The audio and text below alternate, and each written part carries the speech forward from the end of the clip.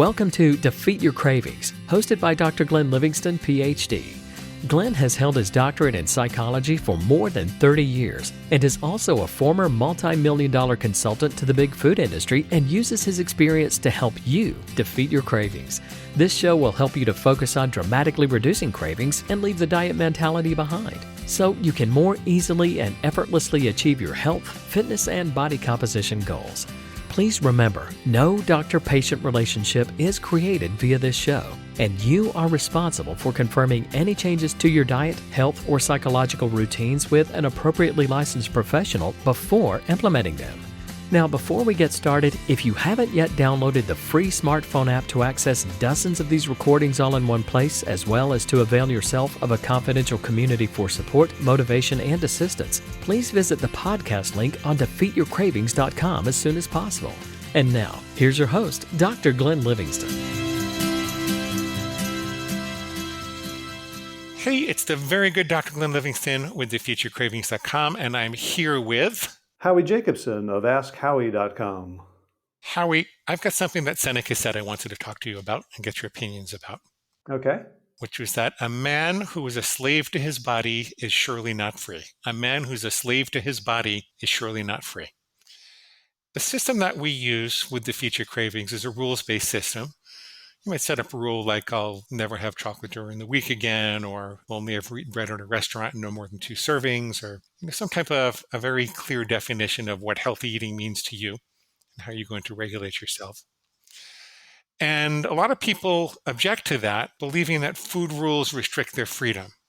They'll tell me that becoming an adult means pursuing more freedom, not less. It's actually their inner reptilian brain or inner food monster saying that.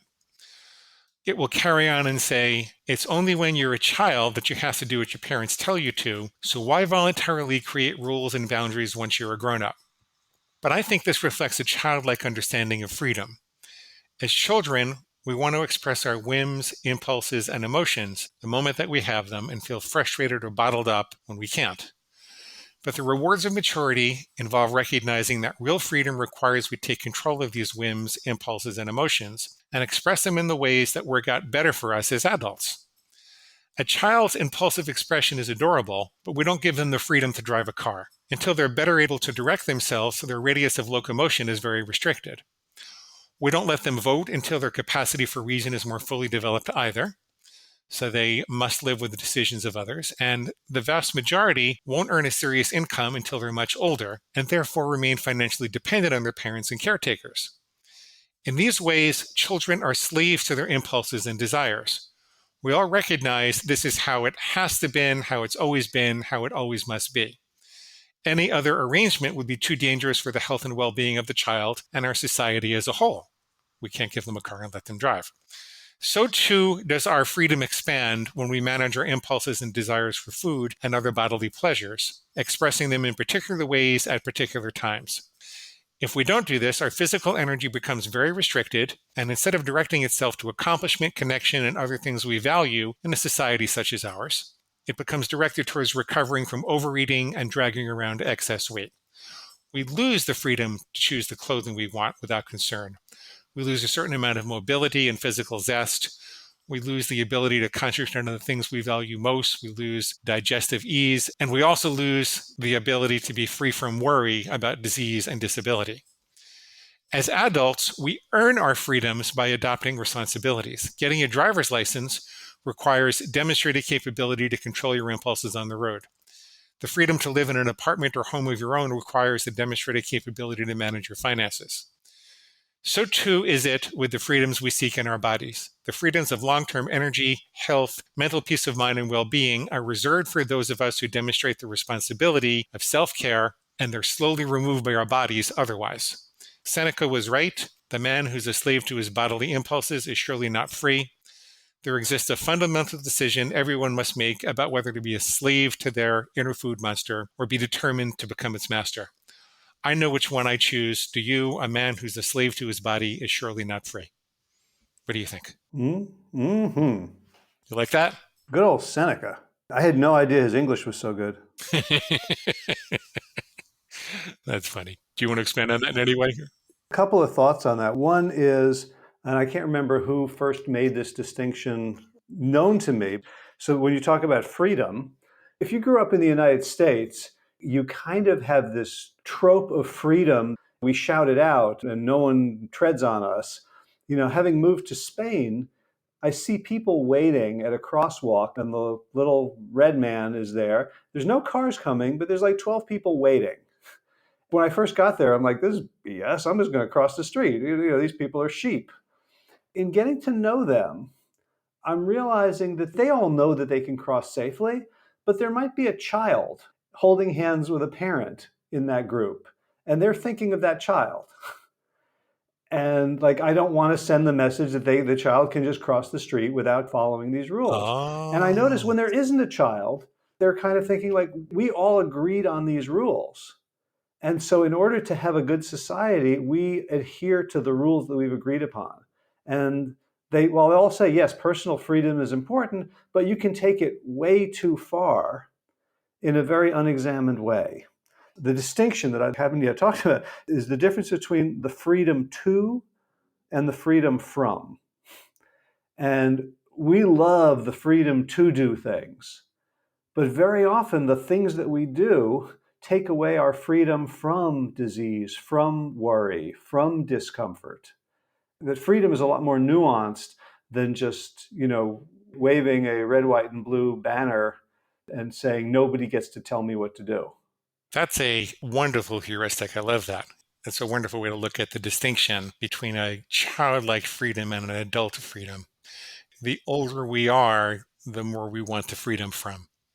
We want the freedom from concern that our children will be unsafe in wandering around the streets. We want the freedom from concern about diabetes and heart disease and cancer and all those things. So I love that. Yeah, there's a linguist named George Lakoff who writes political things. He talks about the idea of framing. So I think what you're talking about is how do we frame the idea of freedom? He talks about George Bush wanting to go to war. I think it was in Iraq. And in the State of the Union, Bush said, this is the first George Bush, we do not need a permission slip to defend America.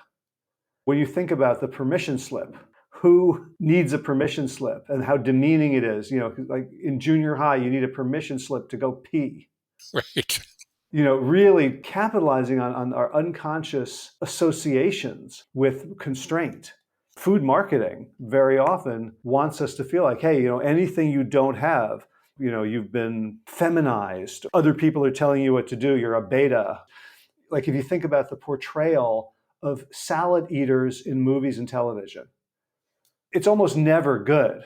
Right. The person overtly eating the salad, if they have a character arc, they are going to end up with a cheeseburger. And if they're a side character, they're just an example of a wet blanket influence on the main character. That's interesting. The salad eaters are going to take over the world because we'll have the survival advantage. Yeah. I want a t-shirt that says salad eater and proud. Not a tattoo, huh? Well, maybe. I think I'll always be a salad eater, but I thought I would always be a raw vegan. I probably shouldn't have gotten that tattooed. So, que sera, sera. The other thing that comes to mind for that is Daniel Kahneman, who just died a couple of weeks ago. Oh, I didn't know that. That's horrible. Oh. Yeah, well, he was like 90 something. He wrote about the experiencing self and the remembering self. And more broadly, that's been used like you have inside you a worker and a manager, and both of them want stuff. And the worker wants to kind of like do as little work as possible and get away with things. And the manager wants all the work done well in advance. The idea of like freedom, the part of me that wants freedom in this moment may be at odds with the part of me that wants a different kind of freedom in a day or a week or a year or 10 years. True that. Yeah, it's like Janine Roth talking about the deprivation trap. Most people, if they're thinking about the decision to have a donut, they just think, well, I'll feel really deprived if I don't have a donut. Everybody else is having a donut. What am I going to be depriving myself of if I do have the donut? Like if I have a donut every day and I gain weight and I have to worry about diabetes and can't really feel like a confident, fit leader in the world and et cetera, et cetera, et cetera, what am I depriving myself of if I do have the donut? So I think maturity involves coming to the conclusion that it's okay to deprive myself of certain pleasures in the moment so that I don't deprive myself of bigger pleasures in the long run. Yeah. All right, mister. Anything else? That's it for me. I'll come in a week with my own thoughts. Maybe I'll even find a quote or two. Okay, that sounds perfect. And that brings us to the end of today's broadcast of Defeat Your Cravings, hosted by Dr. Glenn Livingston. Now, if you'd like to find out more about the products and services Dr. Glenn offers to help you dramatically reduce your cravings and stop overeating in 90 days or less, please visit defeatyourcravingscoaching.com. That's defeatyourcravingscoaching.com. Thanks.